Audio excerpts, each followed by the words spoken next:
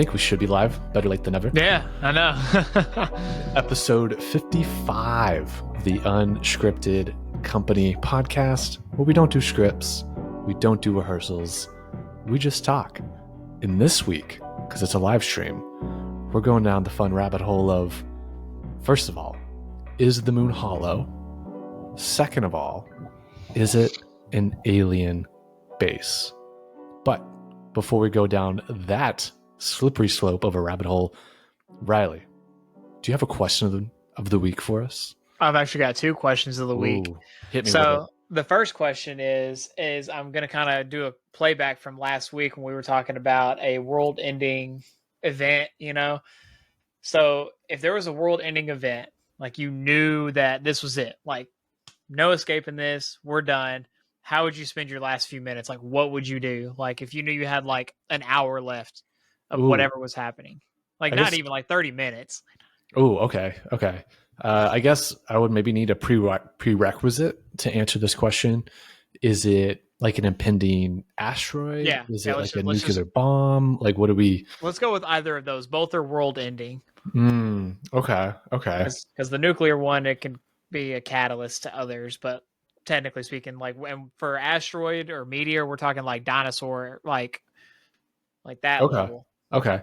I mean, if we're saying like T-minus 30 minutes and you know about it, I probably got a boring answer. It would probably be just sitting in a weird meditative state with those around me. In this case, like it'd be with Abby, my wife, and I guess the two cats, depending on where we're at. I mean, listen, I understand. If we're out at the grocery store, that might be a little awkward. I don't know. But if it's like, I think we talked about this maybe last week or 2 weeks ago. Yeah. There's a movie called Don't Look Up, and the whole concept of the movie, for those who haven't seen it, is there's a couple of scientists, and they see that there's like a world-ending asteroid headed towards Earth, and they try to warn everybody, but everyone is so caught up in their own nonsense that they don't take it seriously. And so, but at the end of the movie, spoiler alert, if you haven't seen the movie, it came out, I think, like 4 years ago, maybe 5 years ago. At the end, the asteroid is, of course, coming towards Earth, and they just kind of take a minute where they just have a nice dinner together. They just have a nice dinner. They invite the friends, those that are the main characters in the movie, basically, and they just have a final meal together, just a nice reflective moment. And then, and what movie is this? Don't Look Up. Oh yeah, you told me about that. Yeah, I need to still check that movie out. But also, we have our number one fan. Well, technically tied for number one fan with my wife, but Daddy Streaming is here. I think on the next live stream, we'll actually have the two number one fans actually fight it out in a boxing match. I think we're working on getting that set up. Yeah. It's going to be with those like really ridiculously large, those big, those obnoxiously large boxing gloves you see at kids' birthday parties, which I say that, and the kids end up knocking each other out. Right. Them, but so my second question, if you could see a highlight reel of all the moments people have ever lied to you, would you want to watch it? It would be tempting, but probably not. Why not?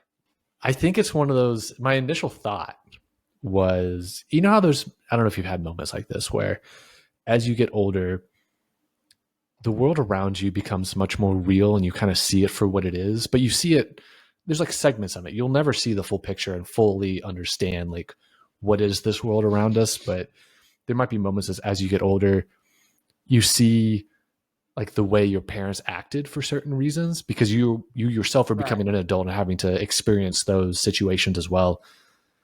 And you're like, oh, I understand why things happen the way they did.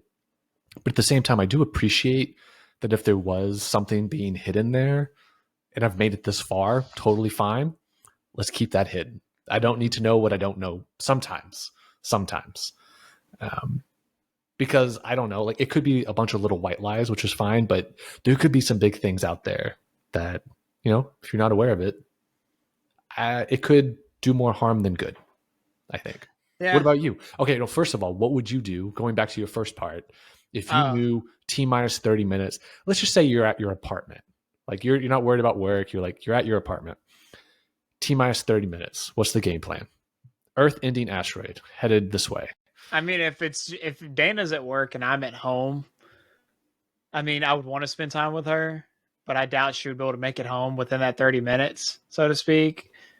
Would you be able to make it to her in 30 minutes, or is it too far of a drive? With the way I drive, probably. With the way she drives, no, because she drives like a grandma, so we don't have like probably 20 minutes, 10 minutes. Also, if you think about it, there might be a huge traffic jam because the rest of the world is probably freaking out as well, and it's gridlock. And whenever, I think this happened in Atlanta a couple of years back, whenever they had a big ice storm and everyone got caught on the freeway and they just had to abandon their vehicles. I picture I-35 would be like that. There's plenty of back roads that she could take, honestly. She could go through the city and probably find a way to get home. You could take your helicopter. Yeah. I could do that. I think it would be something similar. I would just, the cats, just hold on for dear life and, see you on the other side kind of thing, Daddy Streaming's correct here, though. He says, just stay away from Sam's. Everybody would just be rushing there for toilet paper. Yeah, that is true. They would go ransack the stores. At the end of the day, I'd be the same. Like, I wouldn't care. I mean, if I knew we were going to die, like, I'll just try to spend that time with that I could. And then the second part of your question, would you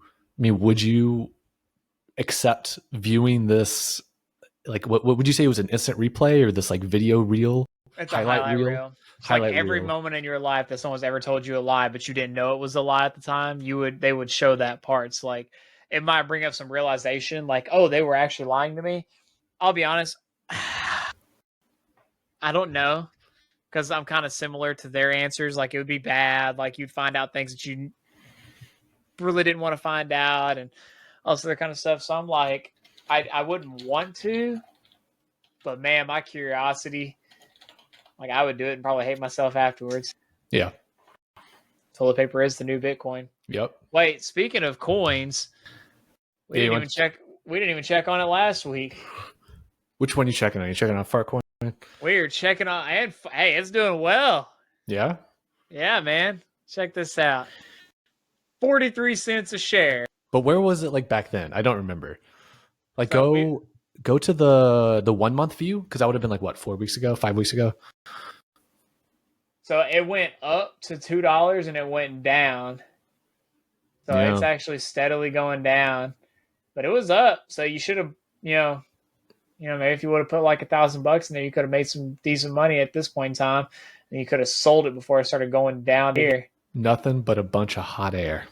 Nothing but a bunch of hot air. Now, the interesting one is the Trump coin. That one was, did you hear about, this is totally unrelated, but related to crypto, that they had that meme coin that got created in Argentina, and then the government of Argentina completely like rugged the coin to where it like basically went to zero. It was like hundreds of billions of dollars or something got lost overnight. I say lost. They profited. Bless you, sir. Bless you. Is this the official Trump coin? Yes. Does it have the thing of his fists in the air?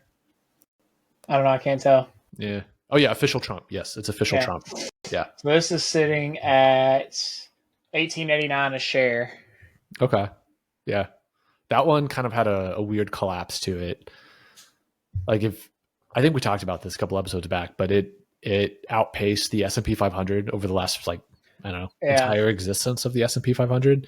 And then it kind of came down because there was a moment where Trump himself was even like, I don't know what this is, but at the same time, his social media accounts were posting about it and retweeting about it. And then they had the Melania coin that came out, and then he ended up getting elected. Because if I remember correctly, I think the coin came out just before the inauguration itself.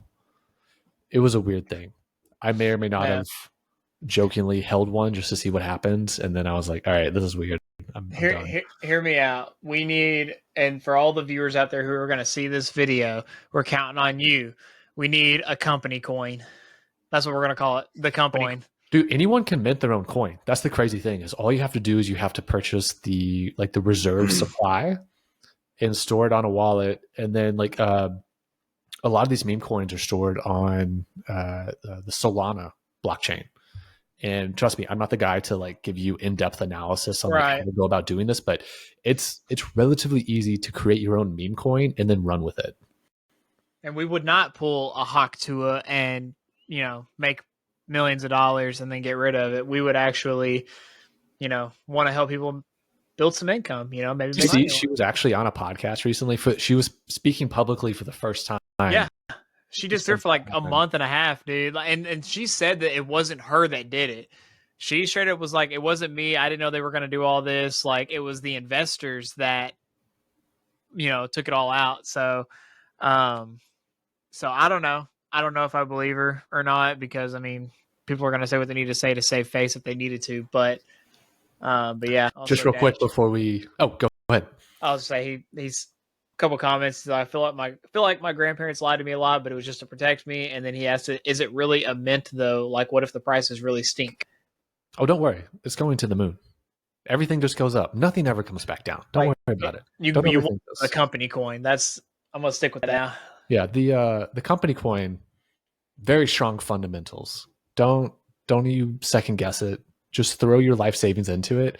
No one's going to rug pull you. No one's going to take the money that you invest in it and go buy multiple homes. Don't worry about it. Not the two people that are in this video, anyways. Not at all. One of us is not a realtor. That is a fact. The other one, I don't know. But one of us is not a realtor. Take a guess which one. One thing I was going to touch on, just because we were looking at Fartcoin and other things.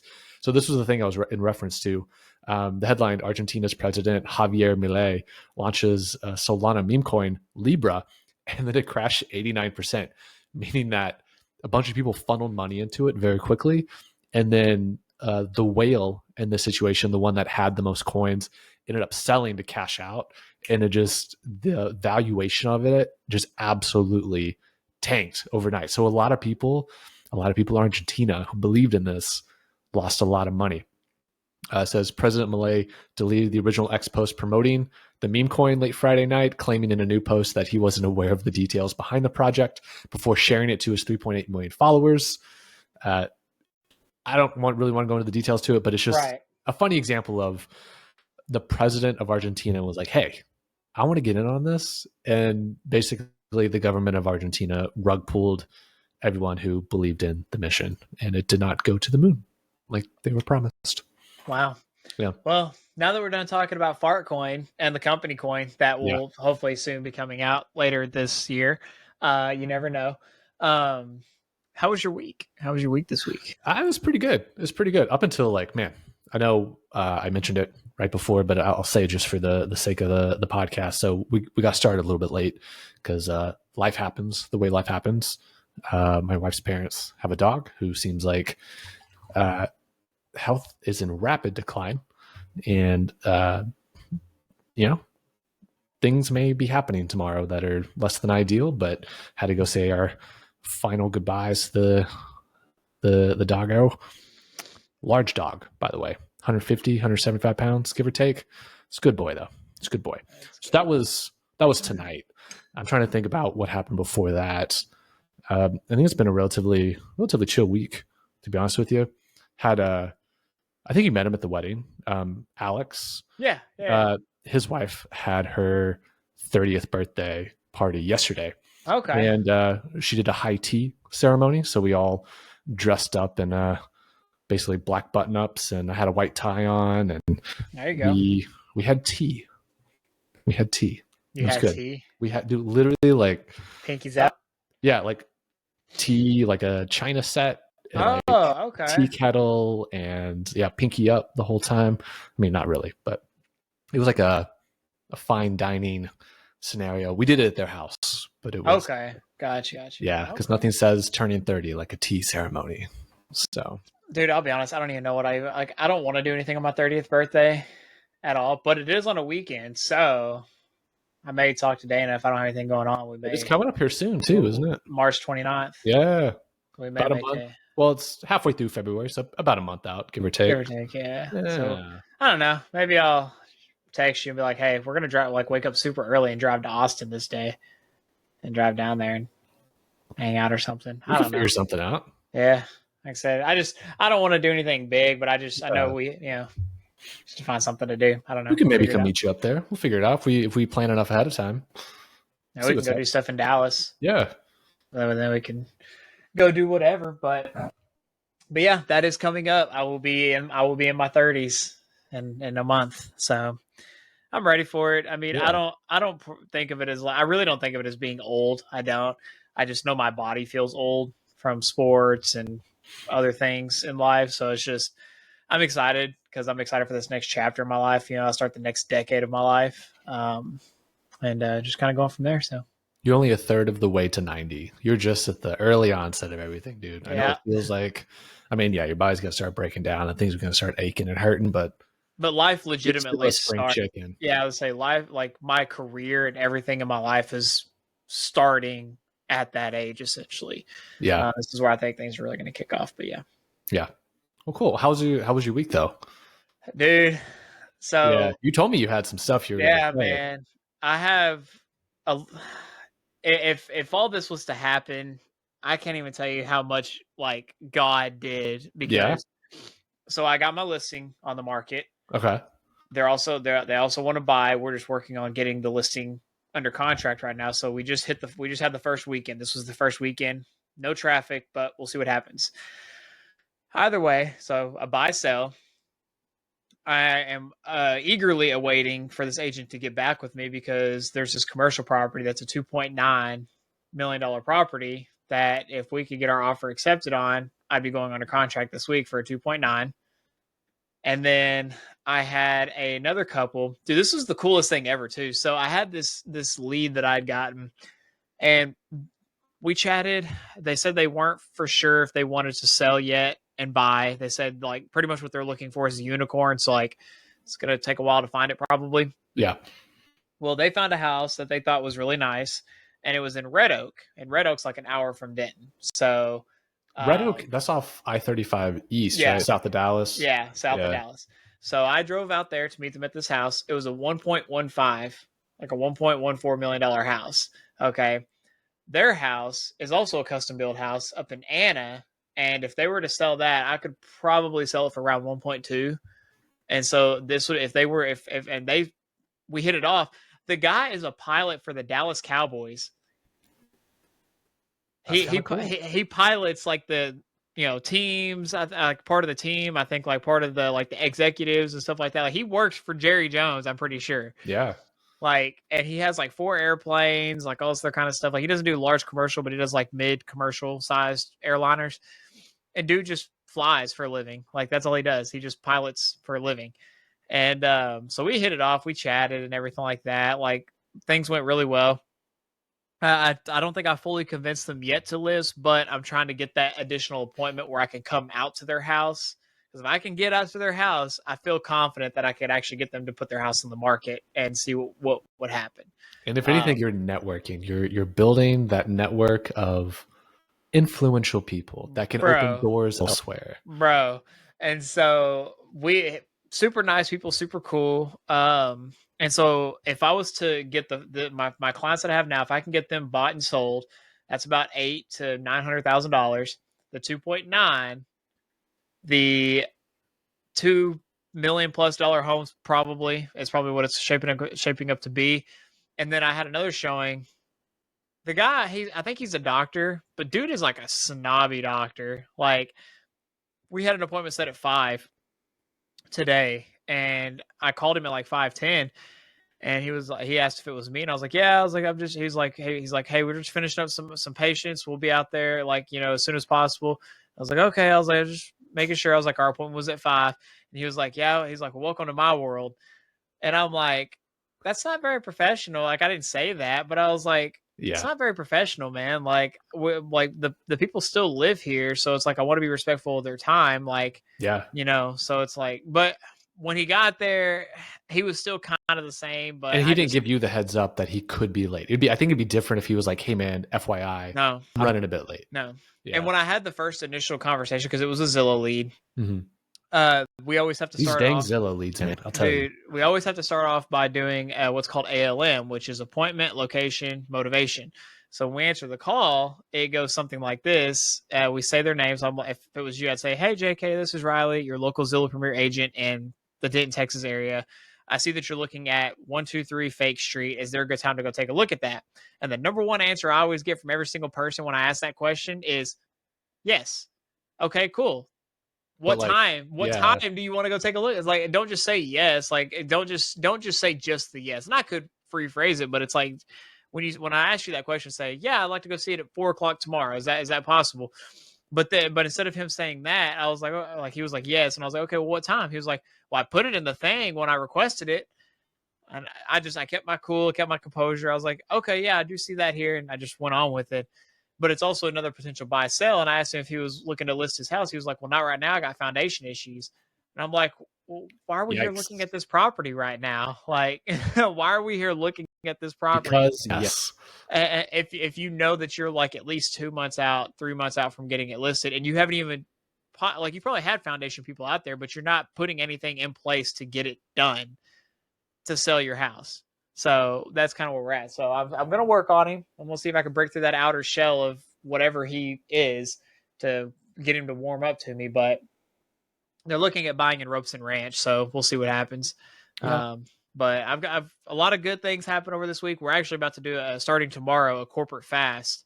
So I'll be fasting from food, and I'm also going to be fasting from work. So I'm only going to work like 2 hours a day, 3 hours a day for this week. Wait, what's the corporate fast? I've never heard of this before. So I understand the context of a fast, but where's corporate fast? So our entire church, our entire congregation is participating in a fast this week. Okay. Whatever fast you want to do. Like, so some people, if they're on medication, they have to eat food, so you can't do a food fast. Yes. So what fast are you going to do this week? So for me, I'm doing food. And unless I'm just so weak and I have to eat food, like, I'm going to do food. And then I'm only going to work like 2 hours a day, 3 hours a day. The rest of my day is going to be comprised of just getting into my Bible, studying, meditating, praying. And then if I have other things I have to do around our apartment or errands to go run, that's what I'll be doing. That makes sense. I was concerned that like, this is how I initially interpret it. It makes sense after what you told me that, but like the congregation was being encouraged to all take a corporate fast. And I'm like, hold on a second. Some people can't just like not work. And I was like, I don't know how that's economically viable. It makes sense after what you told me. Yeah. I now understand. And so at the same time, I'm like, someone has to go to work, right? Someone has to work today. And I have to use your wisdom, use discernment. So it's like, if I have a listing and I get offers that come in and I have to work, okay, cool. Like, I have to work, but I'm gonna, if I see offers coming in and I'm in the middle of Bible study or prayer or whatever, like, I'm going to finish my time with God, and then I'll send that over to my clients. Like, it doesn't have to be like a right then kind of thing. So, that starts tomorrow and it goes all the way until Sunday after church. So a full 7 days, give or take. And so I'll be doing that this week. He's fasting from gaming. See, I didn't really feel the need to fast from gaming because, like, I haven't played, like, I've been playing a little bit more than what I have been, but beforehand, like, I could go without gaming if I really wanted to. Like, it's not excuses. No, I want solutions. The way that they wanted us to choose our fast is, and for me, work is something I need to fast from. Like, I focus so much on work that pulls me away sometimes. Like, I could open up my Bible and then get a phone call, and then I'm immediately answering the phone rather than going into scripture and reading. So the way that they wanted us to do it was pick something that is interfering with your time with God. Like, for me, it's work. Like, if I could fast from food, and then fast from work, and then I can, spend 1 to 2 hours a day in scripture, however long I want to spend in scripture that day in meditation. And then I can still play games and stuff like that, but I'm not going to just sit there and just binge watch stuff or anything. Like, I'm not going to do all that. But this will be like, I've done a 24-hour fast, so this will be like the first like 7-day fast. So once Wednesday and Thursday rolls around, I'm gonna start texting you images of really delicious food, and I'm just gonna see what happens. Bro, when I did that 24-hour fast, man, all I was seeing on social media was delicious food, and it wasn't even hard. I'll be honest, it wasn't even really that hard, but I was like, man, that looks good. Like, I didn't even really want to eat, if I'm being honest. Like, I did a full 36 hours without eating. Like, if I can get past the first 3 days, like, I'll be fine. And it'll just be water and a midday cup of coffee is what I'll have, and that's it. Yeah, the algorithm's going to know that you're not eating. So it's going to start sending you very delicious images of food, maybe videos even. Videos that really get senses going. I already see those anyways, but bro, I don't even participate in microtransactions in video games. I don't spend money on games. Yeah. Well, unless it's like a big expansion, but even then, I don't feel the need to spend money on it. Like I don't buy new games anymore because I'm just like I'm tired of buying them and then playing them for like a month or two and then not touching them again. So it's like I don't waste my money on games anymore. Have you ever seen the stats of how much money is made from microtransactions in comparison to just the upfront cost of the game? Yeah. Like how much money Rockstar has made from like the GTA 5 microtransactions online. Get ready for GTA 6 because it's probably coming out this year. Yeah, but that's why, I mean, yes, development time and all that, but that's part of the reason they're not in a rush to release the 6th game because they know they're still making boatloads of money on the GTA 5 online transactions. I know some YouTubers are going to test it out this week to play test it. Oh, so there's play testing going on because I think they're expecting a fall 2025 release or a spring 2026. I think it's fall of this year is what they're expecting. Do you know how much they're going to probably be charging for the game though? Probably 65, 70. They're looking about $100, $100 really? to $100 to $150 for this game. They're trying to set the tone for how much games are going to be costing in the future. Interesting. You want to guess how much revenue GTA 5 has made Rockstar? I'm not sure I want to know. Just take a guess. Take a financial guess. How much money that one game has made Rockstar? For $10.5 billion. You're in the ballpark. It's a tad bit less, but you're in that ballpark. $8.6 billion. In 2019 alone, they made $5 million a day. Every day. Printing $5 million. That's insane, man. And it's not even worth it participating in the microtransactions because when you buy the V-Bucks, or not V-Bucks, but the shark cards and stuff like that, the shark cards don't give you enough in-game currency to actually buy anything in the game. Low key, when I play GTA 5 online, like my cousin had a guy that would like you pay him $10 and he would come into your game and he would just drop like a boatload of money on you. And so like he gave me like 250 levels. I unlocked everything in the game at the time, and then he just dropped me like billions of dollars. And people were saying like, "Oh, be careful, your account's going to get banned." I never got banned for it, and none of my stuff ever got taken away. But this was before they really started cracking down on that kind of stuff, though. And so I got lucky and I played it, and I probably still could. Like I have GTA 5, I just don't have it downloaded, but I could probably log into my Rockstar account, probably still hop back in there and play. Like, but I don't because it's just not worth it. You have to do so much just to get a little bit of money just to buy the stuff in the game, and it's no, I'm good. You need a GTA 5 sugar daddy. That's what you need. Dude, I'm telling you, man. Like you have to like wife up in that game and like put your income together just to afford to live in it, bro. Oh my God. The inflation rate of GTA alone. That's kind of interesting. Yeah. So, but all right. Sorry for keeping everyone waiting. I promise we're going to get into the moon talk. We've just been, chatting it up, but this is, unscripted. So yeah. Do you want me to dive into it, or is there anything you want to lead off with in terms of is the moon hollow first? I mean, mine don't necessarily go into the hollow theory, but there is like the moon-based theory revolving around a couple of particular groups or entities of people in the world. So, well, let me give us let me level set for us here a little bit. Get a good foundation going.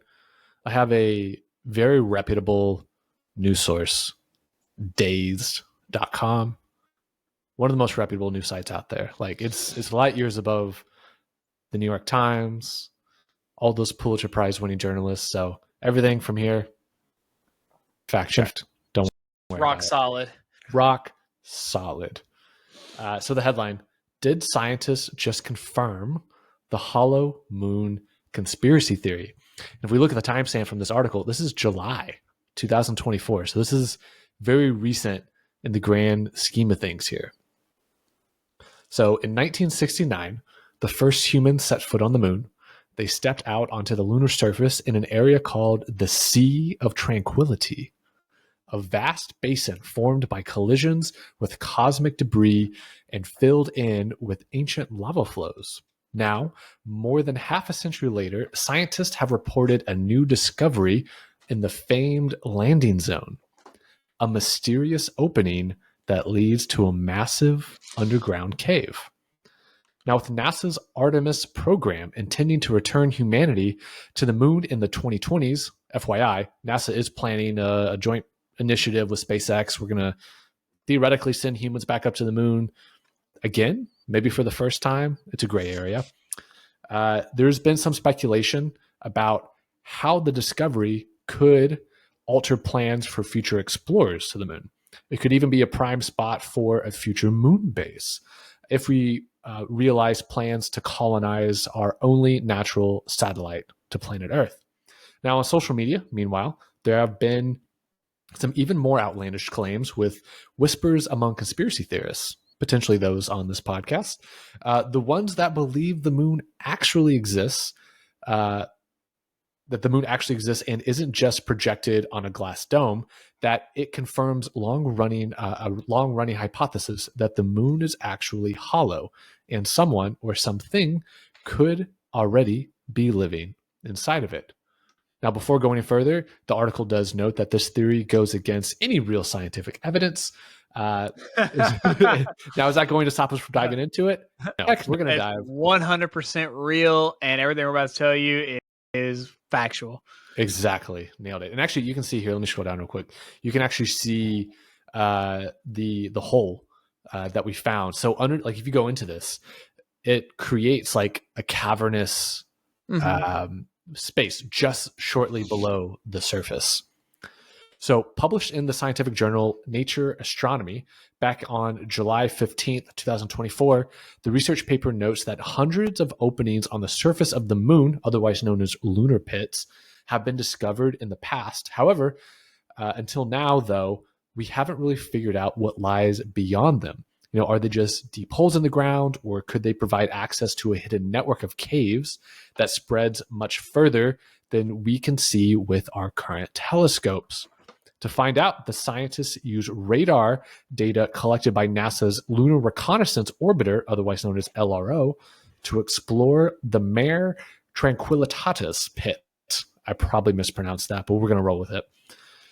What they found was pretty solid evidence of a cave that begins around 150 meters beneath the surface, measuring an estimated 80 meters long and 45 meters wide.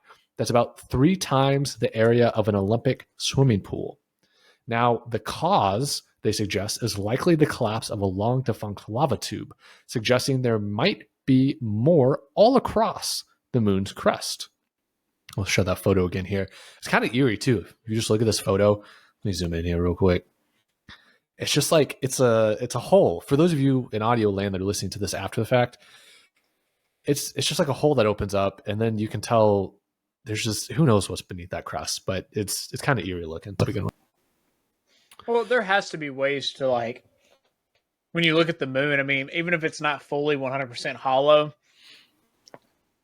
there has to be underground caverns. Like, there has to be things to go into. Just, that's kind of where, like, this whole theory is, like, did we actually go to the moon? Or was it legitimately just staged and videotaped and Hollywood did its thing and made people believe that we went there? Because you can't tell me that of all the times we've been to the moon, that all we found is just what we found of all those times, and like how advanced technology has actually become, and no one's ever thought to, like, I'm going to go down into this hole and see what's down here, or send, the rovers down there to see what's down there. No, nobody's ever done that. Speaking of rovers, and I'll throw this up on the screen probably later in the episode. Do you know that China recently went to the dark side of the moon? Really? So for those who don't know, the way the moon rotates in its orbit, from the perspective that we see from Earth, we really only see like one side of the lunar surface. There is like what they refer to as the dark side or the far side of the moon. That's kind of like, I don't know the actual temperature. It's like frigid, below freezing cold. Clear. Oh yeah, it's facing away from the sun. We don't really know too much about it, but China recently sent a rover, and the rover came back, and they've been collecting data, collecting samples of different, who knows what they found. They haven't really told the public quite yet. But it happened. I think it came back. I'll pull it up in the article later. I think they came back in like June, July last year. So like the U.S. hasn't even been there, at least publicly. We haven't. So it's kind of interesting. The U.S. doesn't do anything publicly. Let's be honest here. Dude, I don't know. Okay, so I know we talked about this, and I think we had an earlier episode talking about, did we go to the moon or something like that? Do we have an episode about that? I think so. Yeah. For those listening, go watch that. It's us mumbling about stuff like this. But there's an interesting theory. If you look at the chronology or the timeline of the space race coming, or I guess in the lead up and in the depth of the Cold War between the U.S. and Russia, of who could go to the moon first, who had the better space program. The U.S. wasn't doing too well at first in the Great Space Race. We had a failure to launch on the launch pad itself. We lost lives of some of our earliest astronauts. Terrifying stuff.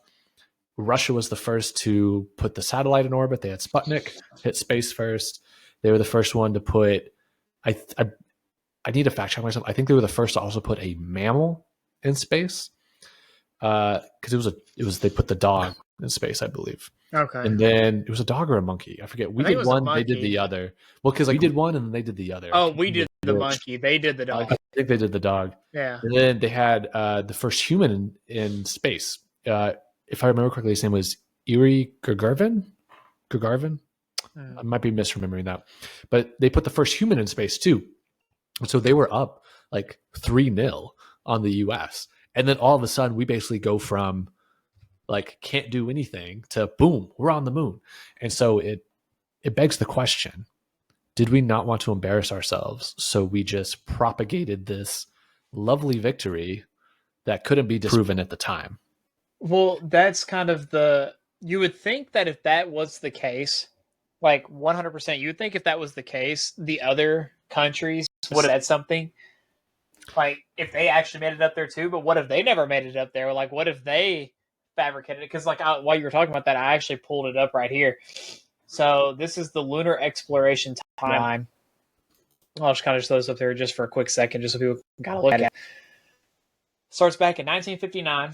So China, the U.S. No, that's Russia. Russia, U.S., Russia. So Luna 1 was January 2nd, 1959. Flyby, Pioneer 4.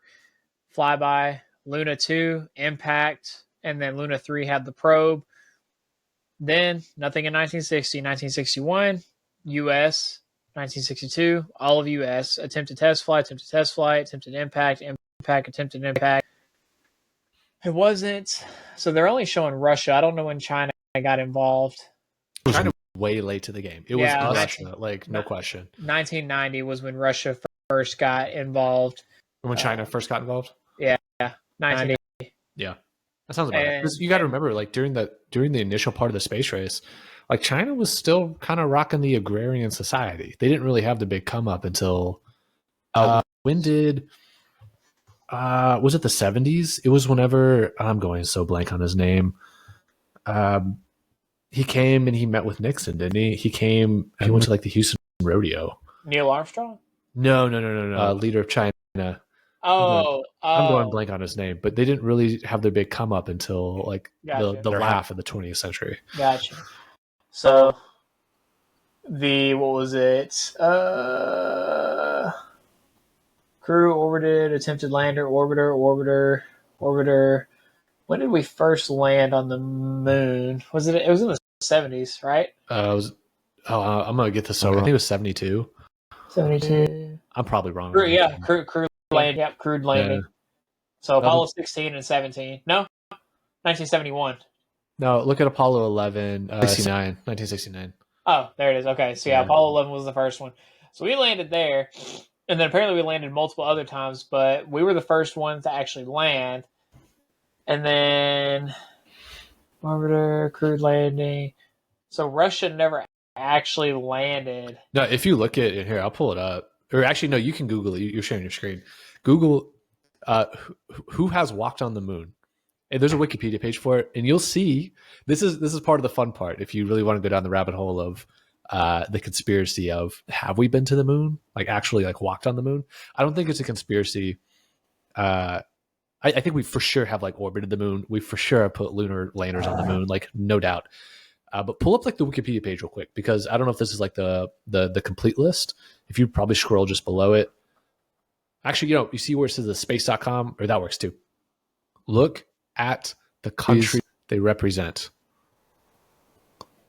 Countries that they represent. Actually, if you look at the astronaut service, I guess you can see NASA. Oh, yeah. But it just scroll down. What do they all have in common? You want the obvious answer? Yes. This is a big. I don't want to say it. Okay, I'll say it. All Americans. Okay. So this is part of the grand conspiracy, and I emphasize conspiracy. I guess I should emphasize the theory part of the conspiracy is the only people to walk on the moon are from the United States. Why is that? Well, I mean, if China made it to did China walk on the moon when they went to the dark side? Lunar orbit, or sorry, a lunar rover. So they put a rover on the moon. Like we send rovers to Mars. Right. Yeah, they put a rover on the moon. I think they put a number of rovers on the moon, but this one in particular, they sent a mission to the far side, because there's also theories about what we think of as rare earth minerals, but in this case, they'd be on the moon. So like lunar minerals, I suppose. Mm-hmm. So part of that expedition is like, okay, what resources could we mine on the moon? Because it could be very lucrative to, mine minerals and bring them back. Right. Yeah, because... Why is it that Russia never put someone on the moon? How did they make it to space first, according to the storyline? But they were never able to put a person on the moon. I don't even know who this is right here. Zoom in. My frail eyes can't see what that is. India? Who's that? That's not it. Where's it at? It's Japan, America. Oh, it's just like it looks like an Internet Explorer icon. Oh, yeah, it might be something that didn't load. Yeah, there's China, then the U.S. That's Japan. The circle. Oh, Japan. That's Japan. Yeah, that's India. This is Greece. No, what is that? Oh, Israel, India. Look at us. We are some of the smartest people to be talking about these topics. Korea. Which is the fun part. Korea. There's Russia again with their update. Yeah, because they had a new flag. They changed flags over time. Oh no, that was China. Oh, I did see. Abby was the one that alerted me to this. Bless my wife, lovely human being.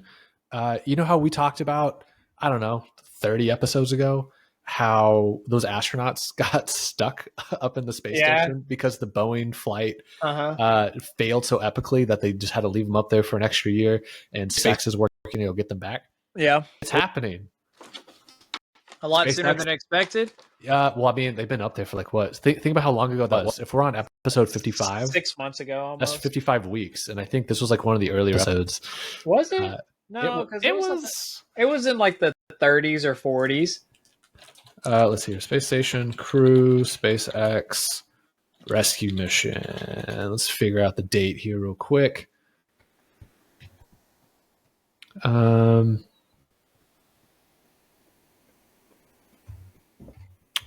see. I'm seeing all the old news. Let me get something more recent here.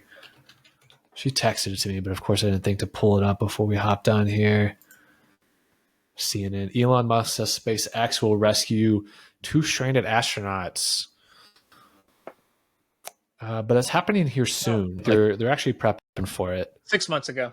That's what I know. Like they were supposed to be back already. Yeah. But yeah, I just think it's interesting because none of these other countries. So Japan got involved in the late 90s or the early 90s. China didn't even get involved until 2007. And then it just kept going and going on. What's cool, though, is they already have it predicted. So we have 5 lunar missions planned. Yeah, that's one thing that was they referenced at the beginning of that article I had pulled up. is we are planning to go back.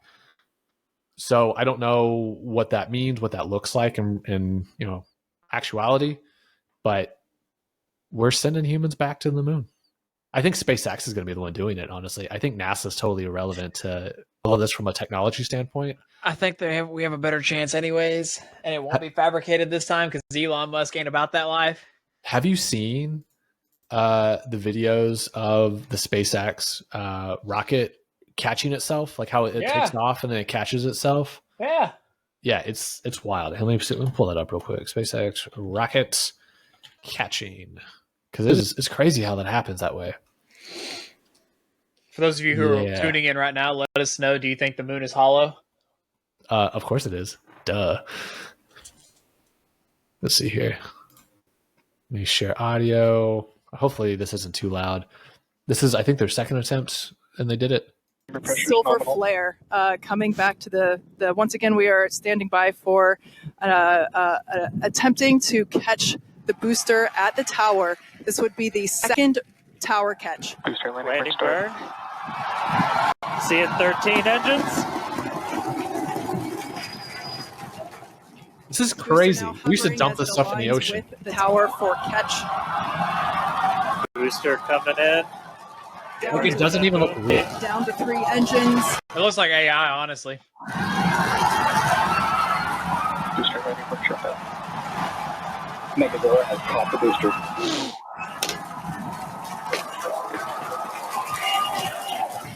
Like, that's insane. Now the question is though, how big are the rockets going to be that are actually going up there? Because it's not going to be that size. Yeah, I think so. Yeah, because really, because remember, like, this is the part of the rocket.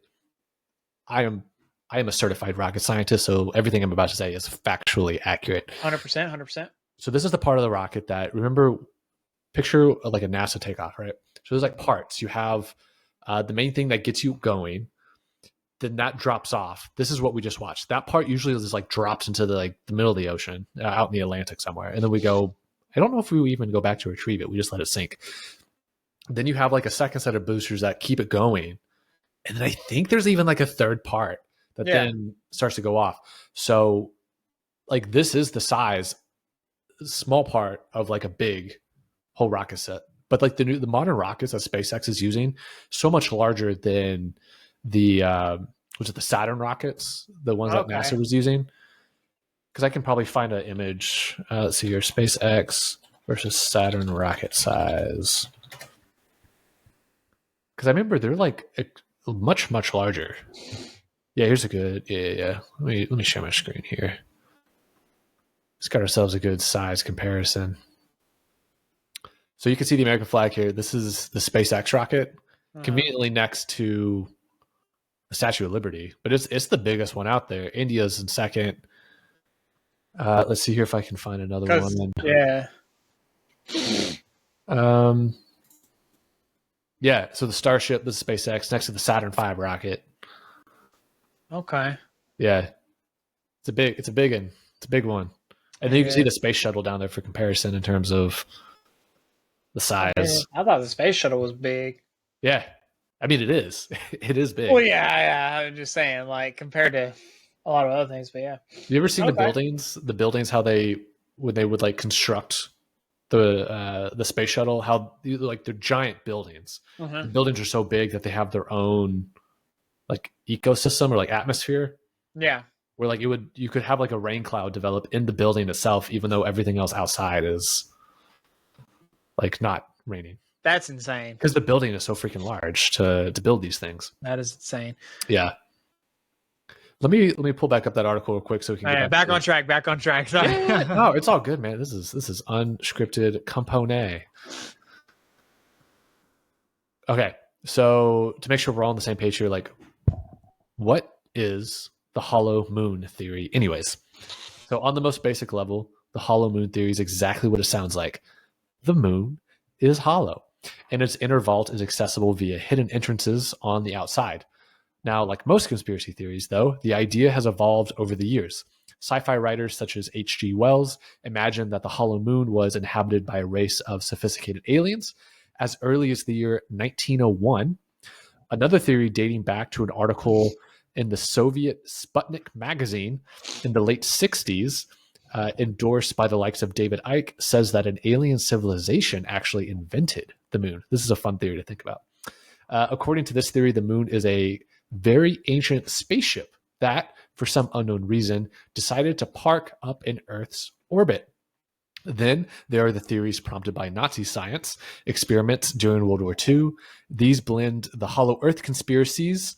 A bunch of baddies secretly survived and now reside deep inside our home planet, with Nazi UFO theories to suggest that Hitler and friends are alive and thriving inside an artificial and or hollowed out moon, waiting for the right time to stage their return. We could probably throw that one out with the bathwater, but it's a fun, interesting thing to think about. So, where's the evidence? This is where it gets kind of interesting. There is an important question. During the Apollo 12 mission in 1969, which was the second to land on the moon, humanity caused its very first moonquake by crashing an unmanned module into the lunar surface. These experiments continued across future moon missions, and the results were quite unexpected. What I'm about to read, this is where I first picked up on when I was reading into this, not this article in particular, about is the moon hollow, or like unanswered questions that need to be answered. So during moonquakes, the moon itself vibrated much longer and more heavily than expected. Even relatively small vibrations caused the moon to ring like a bell for several hours, said NASA. That's all the evidence that hollow moon truthers needed to back up their arguments, and basically the only evidence they've received ever since. Even then, the ring like a bell statement has been discredited as a poetic exaggeration of the actual effects. Yes, moonquakes vibrated much longer than your regular earthquake, but modern science suggests that this is just because the moon is so dry, whereas the Earth's high water content deadens the vibrations caused by seismic activity. And no, the moon didn't literally ring like a bell. At least that's what big space wants you to think. So there was a situation where we ran like a lunar rover into the moon, crash landed, because sometimes the same way we used to dump our rockets in the ocean, you leave it behind. Mm-hmm. But we had seismographs that were picking up basically what we would view as earthquakes, but in this case, moonquakes. And NASA was quoted saying that the moon rang like a bell, meaning that, when an earthquake happens, the earth vibrates. When a moonquake happens, the moon vibrates. But it vibrated for so much longer than expected. Right. So people were thinking, okay, why is this? Is the moon hollow? So, the acoustics of the moon allowed for the sound or just the vibrations to echo much more in there. Let's hear it. Daddy Streaming says, can we send Elon and Doge there to audit those aliens? I'm sure they've received funds from the federal government for extraterrestrial diversity programs. Which aliens are we talking about? Well, they do say that there are multiple races or types of aliens. You have the Greys, you have the Nordics, which are like the pale skin, tall ones. You have the lizard people or the lizards. You have, I think there's one other one that I'm going blank on. The mantis, like the insect types. Mm-hmm. So in order to make sure that we do have equitable representation on our lunar surface, we do need to make sure that, if the Greys are the ones that inhabit the good parts of the lunar surface, we need to make sure that, our lizard brethren have the opportunity to compete for these valuable resources that we have on our lunar surface. I'm pretty sure, I think China is really ahead of its time, where China was looking at the US and they said, oh, these silly Americans, they're so focused on their DE&I efforts on the Earth's surface that we really need to step up and really show them that we are better than them. So they took it to another level, and they actually went to the moon to proclaim and provide these extra incentives and funds to help ensure that these aliens had an equitable opportunity to inhabit the lunar surface. So I think Daddy Streaming in the comments is really onto something here, that equal opportunity. And I don't know why I said what I just said, but I went down that slippery slope. No, you're good. Now, see, aside from the typical hollow hollow moon theory and aliens and stuff like that, there is another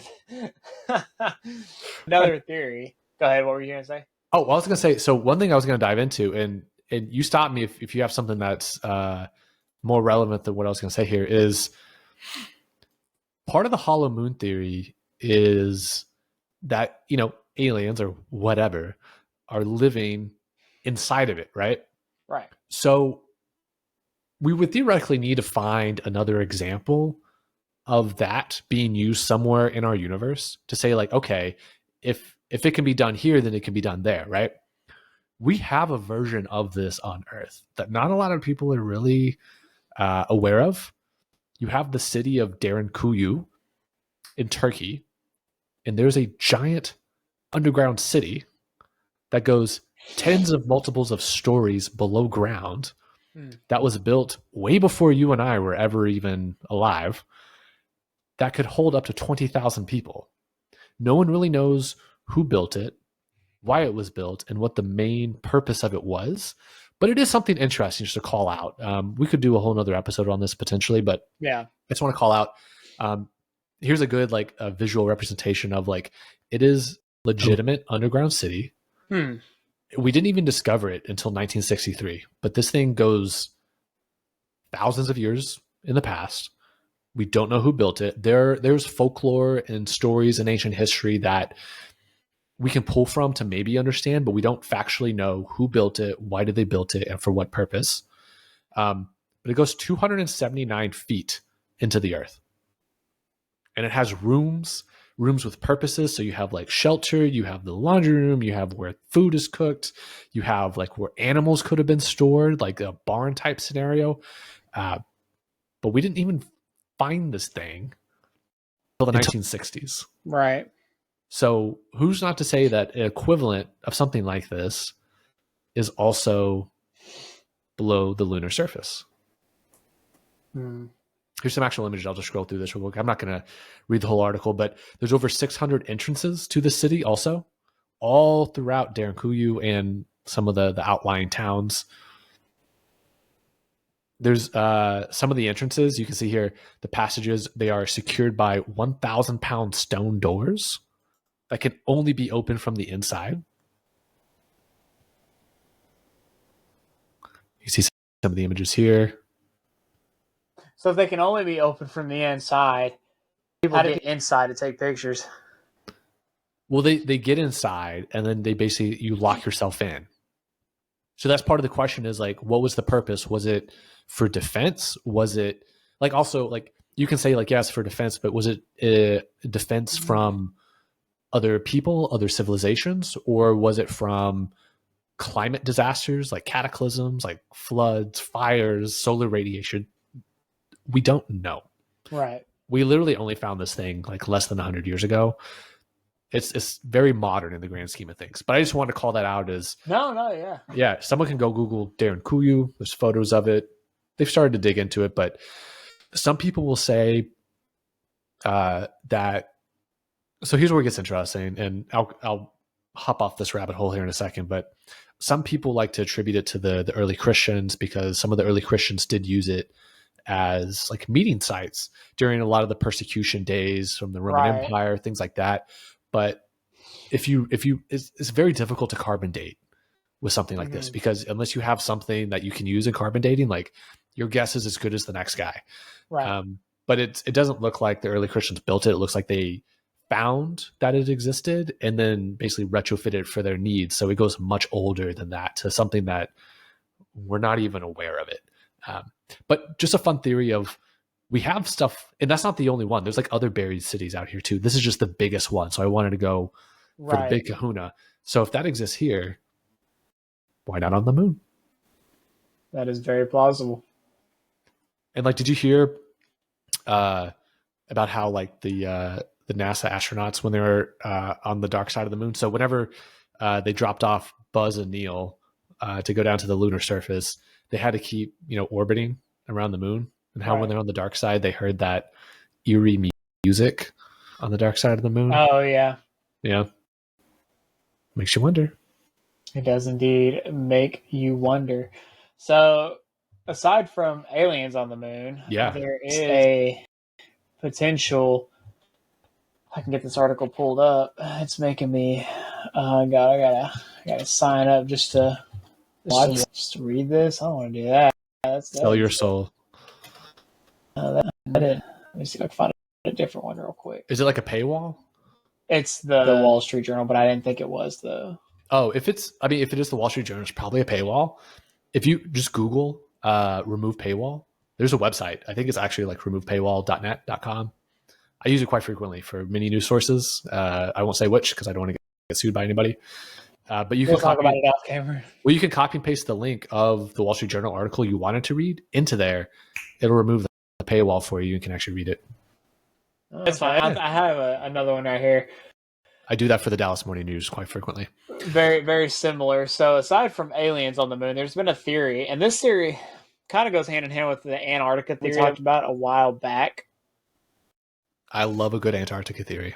If the moon landings have a Nazi problem. Elaborate. So it essentially kind of goes back to well prior, before the moon landing ever happened for the U.S., and before Russia ever really started getting involved with it, and that maybe at some point the Nazis had landed on the moon prior to that. It talks about how Hitler had a successful space program, but people have a hard time believing this because it was never really, nothing about it wasn't talked about in history. So I think it is believable. I'm not going to say I believe it, but I think it is very believable because you had, and we might have talked about this on this podcast, you had Operation Paperclip. Yeah. Which, for those who don't know that are listening, Operation Paperclip, after World War II, you had the US and the UK and Russia, the primary powers coming out of this. It was mainly the US and Russia. And we got in a bidding war, basically, to take Nazi scientists, basically. We took the best scientists that Nazi Germany had. The US got the best. So, prime example, Werner von Braun, who is credited with basically NASA's making NASA what it was. He was pivotal to the Saturn rocket program. Legitimate Nazi, like I'm not even exaggerating. Like legitimate Nazi. Werner von Braun brought him to the U.S. and we said, "Hey, man, we need a space program." Russia did very similar things with their space scientists as well. We also know Hitler and Nazi Germany was very fascinated with the occult and things that make you stay awake at night. And there are stories, a lot of it's lore, but there's some references in some journals out there that, they did some ceremonies and had interactions with things not of the human variety. Now, if you want to say that's demons, if you want to say that's aliens, if you want to say that's something non-biological, it's a gray area. But yeah, but do tell more if you have anything. No, I mean, you pretty much kind of hit it on the head. You referenced that gentleman right there. He was widely known as Hitler's wunderkind engineer, whose V2 rocket ran down on London and Antwerp in the final year of the Second World War. But at some point, yes, he was captured, by the U.S. and he was still a Nazi. Even while he was with the U.S., he was still a Nazi, but he was just working for the U.S. He had no choice. He had a choice. He had a choice. We wanted him. We wanted him. We wanted the best of the best scientifically. He could have broke his tooth off, ate it like it was one of the pills. You know how they used to do that back in those days. Like after they would just crush the. They'd have the cyanide capsules. Yeah. So, but yeah, I mean, you pretty much hit the nail on the head with all of that. As far as what it was. So, I mean, again, the possibility is there that Germany did actually land on the moon, but they didn't have a flag or they didn't place a flag there. So again, that theory is also debunked. But even though the moon isn't as large as the Earth, it still has a large surface area. And technology was very limited at that time, so even if they did land on the moon, there's no way that they could have probably have gone out too far from it, from where it is they probably landed. So who knows? Maybe they have, and there's a flag that's just there somewhere. So here, let me blow your mind here for a second, because I don't know if a lot of people have seen this. I think we talked about this on a former podcast, so apologies if we did. I'm going to share my screen just real quick. So here's an image of JFK and Wernher von Braun. Mm-hmm. So you notice how the left side of Wernher von Braun's face is a little bit kind of scraped up. It's kind of hard to tell maybe from your perspective, but yeah. The Nazis had this thing where they gave themselves like dueling scars. Oh, so, yeah. And so they do these things where they would actually have like knife and sword fights, and they would like have their face be scarred up. Like here's some gruesome equivalents. I don't know what the image on the right is, but you can see the one on the left. Like you can see they have these scars that come down their lip across the cheek. Like here's a good example of one. This was a way for young men to say, like, I am better. I am alpha, because they would like, you know, it's kind of the same way, I guess, like we look at, I don't know, UFC fighters and boxers. You know how they get was it cauliflower ear? Yeah. You know how, like, yeah. So, you know, like, have you ever heard stories about how some fighters do that to themselves to make them look tougher? Mm-hmm. Similar situation here. Like it's a battle scar. It shows you know, you've been through some stuff, but then at the same time, like they do that to themselves sometimes. Long story short, Wernher von Braun and a lot of the other NASA scientists that we brought over have these dueling scars. So it's like people at the time had no idea what was going on here. But now that, like, we didn't know about Operation Paperclip, I think, until the 90s. Yeah. Like, we didn't know that happened. So we thought Wernher von Braun was like, yeah, he's this great scientist. And he was a good scientist, but he was a Nazi. Right. Yeah. No, I mean, again, at the end of the day, there is so much to go into as far as the moon landing, the hollow moon theory. Because, like, I mean, there's so much of the moon that hasn't even been explored yet. Just like Mars. I mean, we could say the same thing about Mars. Like, what if Mars is also hollow? What if you have people living underground on Mars, you know? Did you know you could explore the moon? Have you seen this before? I have not. I recently figured this out. I feel like I am late to the game on this one. Now, I will preface, I don't know how much of this has been scrubbed the same way that Google can scrub Google Maps from, you know, like if there's hidden stuff out there, they'll scrub it. They don't want you to see everything, right? But Google has like maps for all these moons and planets out there. Like we can literally look at the moon, zoom in, and be like, oh, look, hey, there's a crater. Hey, look, there's like a thing here. Like we have full access to the moon in a way. Kind of wild. Yeah. I don't know where anything is on the moon to even begin to pretend to find something, but oh, you don't? Well, like, great. Well, I don't like. Do you know where I don't know where the lunar lander happened. Do you?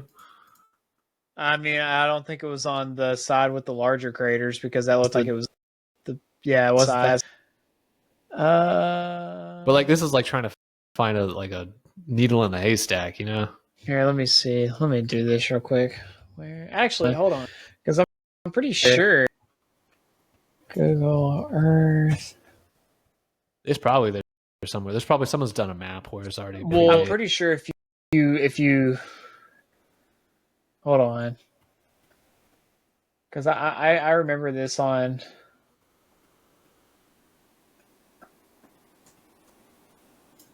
No, that's not it. That's not it. View. But look, here's Pluto.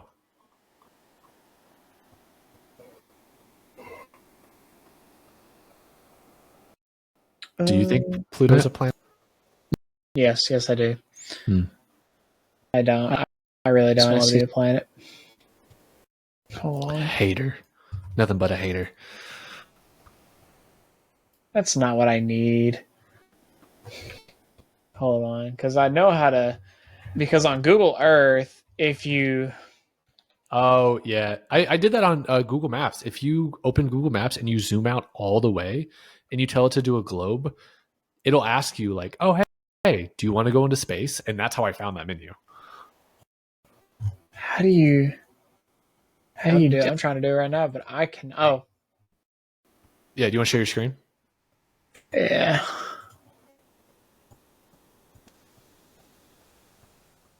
Yeah. If you zoom all the way out, I think in the bottom left. Oh wait, you're on Earth. I don't know if it happened on Earth, but I did actual like Google Maps. I know. I'm trying to find. Let's see. No, that's not it. That's not it.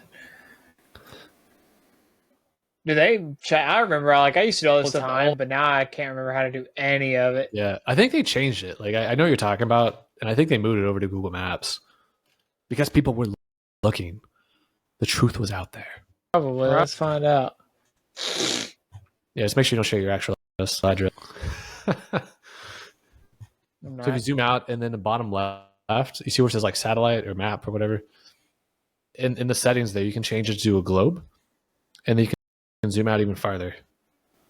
Globe view. Yeah, and then zoom out even further. About as far as it'll let me go. Do you see an option in the bottom left that says like space? Space. I do not. You may have to do it on yours because I'm not seeing it. It should be. So mine's pretty simple here. I'll share it.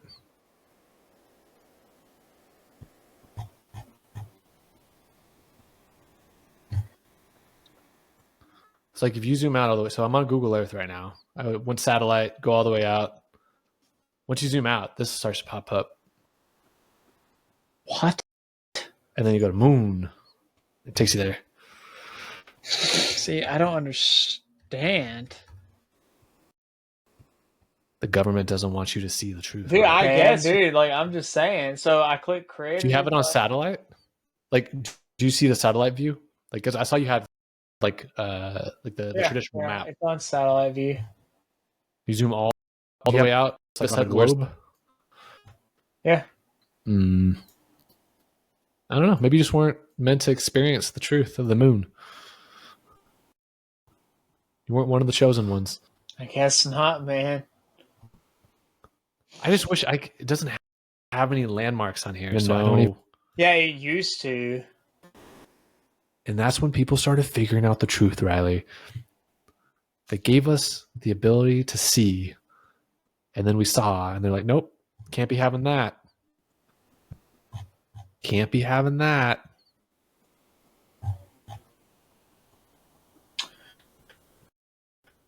Share your screen real quick, or if you want to. I don't know. Yeah, like so. I'm back on the. I'm back on the Google Earth. We'll figure this out for everyone who's watching. We'll figure this out. Okay, so you zoomed all the way out. Okay, do you see bottom? Oh wait, you're on Google Earth, so you want to be on like Google Maps, like classic. Okay, so Google Maps. I'm back on here. Okay, go to satellite. There you go. Got it. There you go. Now you can see the traffic on the moon. Yeah, dude. Oh my god! Look, there's the sun. Oh my god! Oh, look at that. Yeah, and it used to show. Let me see. There's got to be a way to pull stuff as far as like. Oh, Excel. I couldn't figure it out. I think they took away that ability. No, right here. Wait. I don't know how I just did that. Oh, I assumed that was going to take me to like. Oh snap! Okay, so, hold on. Whoa, wait. Wait, what are those names? Are the names crazy? Yeah, hold on. Oh, so that we want to look for. Was it tranquility? Hold on, I didn't understand. Sea of Tranquility, Mars. Okay, let's see.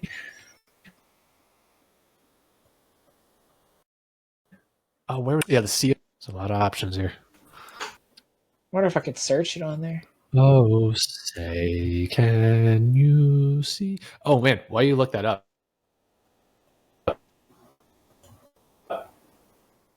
Did you see the Canada in the hockey game last night? Yeah, like they were so upset about the national anthem and everything. Yeah, so there's like this tournament going on. It's called like the Four Nations tournament, I believe. Yeah. And Four Nations Championship, and it had USA versus Canada. Game was played in Canada during the U.S. national anthem. Canada naturally booed it pretty heavy. In the first 9 seconds of the game, there were 3 separate fights, and the U.S. kind of threw some bodies around, basically. And there were some pretty violent interactions in the game that were heavily in favor of the U.S. Mm-hmm. The U.S. was up 3-0 at one point. They ended up winning 3-1. It was kind of a beautiful thing. Anyways, back to the moon. How's that sea of tranquility? Well, I keep finding like Mayor this, but I need to find Mayor Tranquil. Tranquilitatis. Here it is. Right here. This is where the moon landing happened. Right here. Is that where the moon landing happened? Yep. Oh. The Apollo 11 moon landing. Okay. 20th.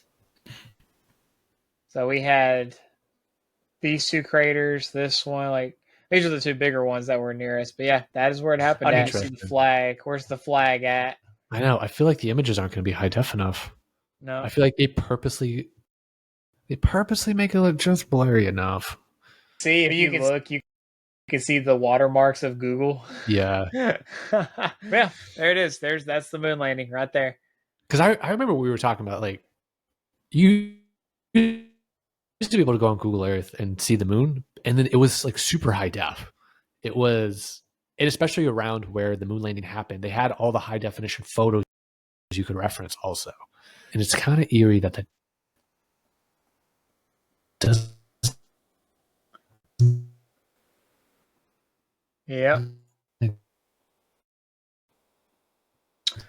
So this anymore.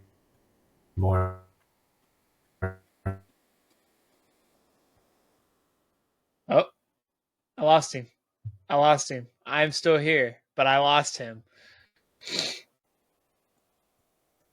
So that is your moon theory. There he is. He's back. Oh, are you back? I don't know who you lost. I lost you. Oh, well, I lost you. Funny how that works. Yeah. Get back, baby. But yeah, no, I mean, I agree that they used to be able to see that. But I think overall, here's the thing. I don't think a hollow or hollow moon theory is out of the question, considering there's so much unexplored portions of the moon.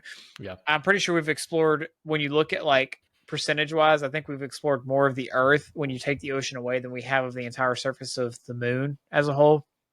Same goes for Mars as well. Apparently, they're trying to send more people to Mars, like I think this year, next year too. So I'm like, well, they found water on Mars, like actual water. I saw that too. Yeah, I was like, here's the thing. There's a theory, like, and we don't have to get into it tonight. We can do it on like another space exploration type episode. But there's a theory that Mars used to actually have full life on it, but it all went away because they messed everything up, screwed everything up, but it was probably underwater. There is that theory. We started over there. So, like, the way, I guess the easiest way to explain it is the universe is expanding, which means that everything in our solar system is moving farther away from the sun. Yep. So, at one point, Mars was where we are in the Goldilocks zone, and is now farther out. And so, it's close. It's outside of the Goldilocks zone, so it's no longer ideal to house life. And so the whole idea was they went from there to here. I don't know what all that entails, but that is like a theory that's out there. Yeah. So I don't know. It's definitely very interesting. Again, I guess to kind of wrap this up on a couple other notes, I mean, we pretty much talked about everything as far as like that we had in store for the Hollow Earth theory, but we have some additional things that in case that was to happen, we have some stuff to talk about. For those of you who are tuning in or who will see this episode, did you know that apparently we found the identity of Jack the Ripper actually was? That's crazy. That actually broke news this past week, which in my opinion, I mean, it's interesting because it's historical fact. At the same time, I'm like, does it really matter now? I think there's a big like true crime community that's pretty dedicated to this. There's like some super fans, but it's it's a lot of people that I think track and follow. I think it's kind of a big deal. So officially put it to bed. The historian, who apparently this came from a piece of clothing or something similar to that, but yeah, they had like a shawl, right? Yeah, something like that. A shawl. Well, I'm trying to see. Let's see here. This is the guy. I'm trying to find his actual name real quick. I'm not seeing it on here, but it scrolls down. So apparently they named the guy named they came this named Jack the Ripper. I'm trying to find the name of the guy. That's really all we're kind of trying to get to. Yeah, I don't see it. I don't know. This was the article that he gave me. Why give me his name? Oh, Aaron commit. Yeah, okay. So that's what I thought too. Because like I saw the last name, but I just didn't know if that's actually who it was. Also, I lost JK again. He crapped out on me. I don't know what's going on with the internet tonight, but hey, we're making it work. We're figuring it out. He will be back hopefully shortly. But yeah, I thought that was very interesting. Thought that the fact that they finally figured it out again. I mean, I guess like that closure aspect, things like that. But again, it kind of felt like it really, at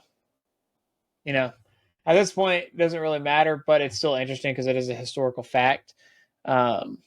So, I don't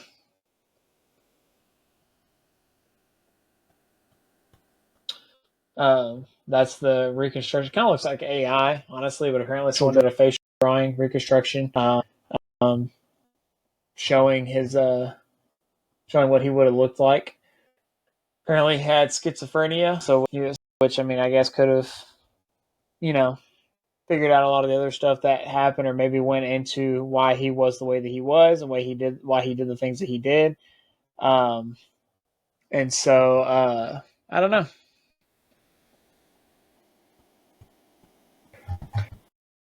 Definitely thought that was very interesting. I think he's still working on maybe trying to reconnect or get in here because I am not seeing him in here.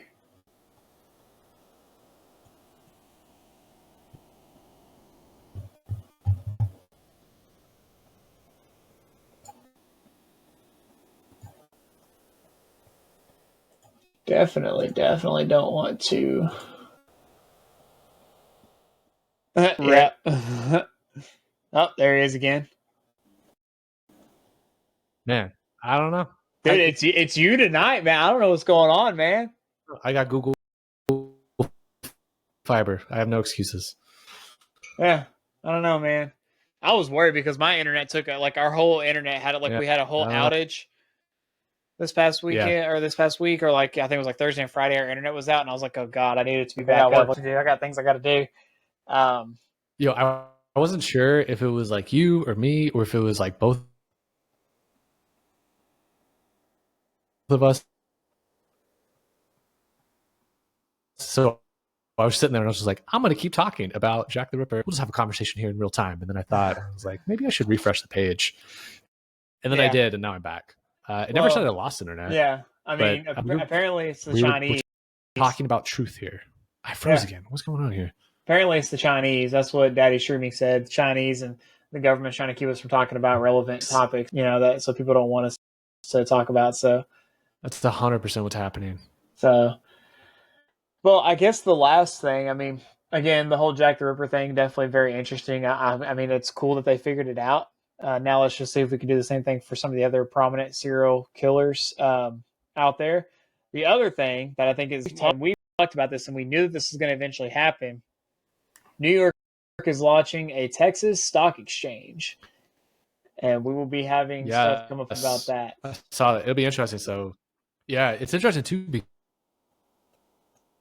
because they have an exchange in Chicago, and what they're doing is they're taking this Chicago entity, moving it to Texas, and rebranding it as the New York Stock Exchange Texas. So it's very interesting because you can see we're in the early phases of this, but Texas is really going to become, in our lifetime, the central focal point for most of the financial industry. So equities trading, futures trading, all of that. Like it's kind of migrating to Texas because we have the news from this week of the New York Stock Exchange Texas launching, but then you also have the Texas Stock Exchange, which is backed by a lot of other hedge funds such as Citadel, Vanguard, etc. They're the ones backing it. They're still seeking, I guess, like the green light from the SEC to make it happen. It seems like it's going to happen though, based on the team and the figures behind it. Governor Greg Abbott is totally behind it. So it's wild. And Dallas is really is the chosen city in Texas. Makes sense. I didn't realize this, and I think we talked about in a prior episode. Dallas is second to New York in terms of the number of financial related jobs in the US. Yeah. So it's like New York, Dallas. We could see that change in the next couple of years too. Once these two stock exchanges are up and running, Dallas could take New York's crown as like the financial powerhouse of the country, which is wild. Daddy Streaming said it though. I mean, we talked about it first, the tech exchange and then gambling. This could be the opening that they needed to finally push that decision through to make it happen. We'll have to see what happens, but all I know is the Texas, not crypto, but the Texas investment that JK's told us about. Definitely, I myself, for one, am going to get involved in that because once all this stuff happens, I can only imagine what's going to happen with those stocks. So definitely want to try to get in sooner rather than later to put some money in there and then see what happens. Who knows? Maybe it'll just explode and then I won't ever have to work again a day in my life. I don't know. One thing I'll just say, just for the record, I think we're due for a huge economic correction. Some people like to call it a recession. Some people like to call it a correction. So I'll just put that out there as well. All of this, yes, is good news for Texas, but I think the markets as a whole are due for a very large correction. A correction that make people lay awake long hours into the night. So that's just my 2 cents. Not financial advice. It won't be as bad. It won't be as bad though. Like from everything I've been seeing, like 2008 or even 2020. No, I'm talking bigger than that. Really? Yeah. In my personal opinion, we'll talk after. I don't want to put fear in people. No, put fear in people. Make them realize that things don't only just go up. I know at the beginning of the episode, I joked about how the company coin has solid fundamentals and will only go to, but what goes up must come down. Yep. It's always happened this way. And I think if someone really wants to go down the rabbit hole with this, look at the rate increases that are going on with the Bank of Japan right now. Mm-hmm.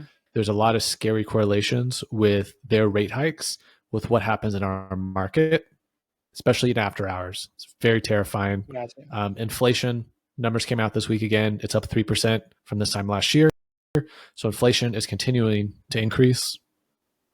Well, speaking of rates, I have an app that one of our agents, sent out to all of us, and she was like, "Hey, y'all should download this because this is kind of what I use to base stuff off of." So currently, so I can show you all, rates are down and are at the lowest level since December 17th. So FHA is about 6.33. Then you have the jumbo, which is the 30-year, and then you have the ARM and the VA. It's not showing conventional. I think I'll probably have to upgrade to the full version before it shows me all of that. But be that as it may, rates are the lowest they've been since last year. Since last, right? So we're in mid-February. Yeah, I'm so just saying, the lowest in 2.5 months, which is I know, but that's like saying if the price of egg, if the price of eggs comes down 25 cents, it's like, oh, it's the lowest price eggs have been in the last. In real estate, that makes a huge difference. Just in my opinion, it makes a huge difference. But I'm definitely gonna look how because it says in-app purchases, so I'm gonna look and see what all. We can about. Also, isn't that data is it's all publicly available online? You don't have to access it. Current interest, mortgage interest rates. Because it was just weeks ago. It was at like 7 something, right? Something like that. I think it is a. No, I don't want that. But it doesn't look like the Fed's going to want to decrease rates anytime soon. I mean, but also most of the interest rates with mortgage or mortgage-backed securities follow, was it the 10-year Treasury yield? Something like that. And that continues to go up. That's not cooling off anytime soon. We're in a very uncharted territory right now, which is terrifying. It's not really terrifying to me, but it's terrifying to know it's coming. Dude, right. that correction's coming. Well, we'll have to figure out how to gauge it as we go. So just to kind of just show everyone. So this is a U.S. bank. Again, not the most reputable, but I think it is one utilized in the multiple consensus locations. But conventional rates, 30-year, 6.75, APR 6.9.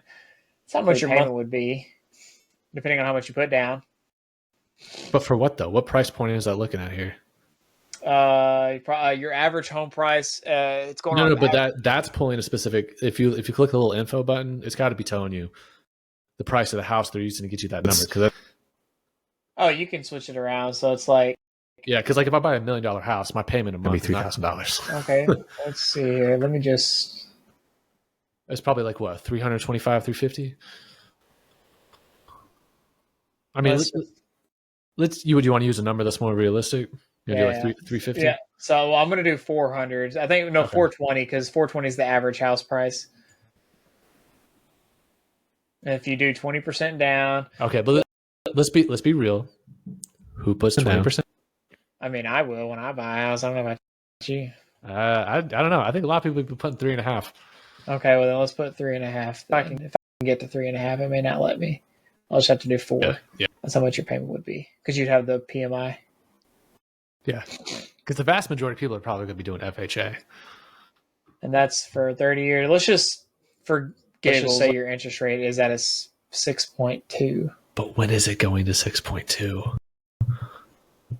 I think we're a while out from that one. Let's see what it's at a 7. Yeah, so you're almost at $4,000 a month. So, but for $350,000, let's say 340. How much your payment's going to be if you put 20% down? Then 6.5. That's what your payment's at. Yeah. 3. But how many Americans find themselves in a position of, first of all, getting 6.5%? How many of them are willing to put? Not a lot now because of the credit card debt and student loans. Because you also have to think too, they're not accounting for your debt to income ratio as well. Yeah. Like it's not allowing me to put any of that stuff in here as well. Now, if we're doing now, that's conventional.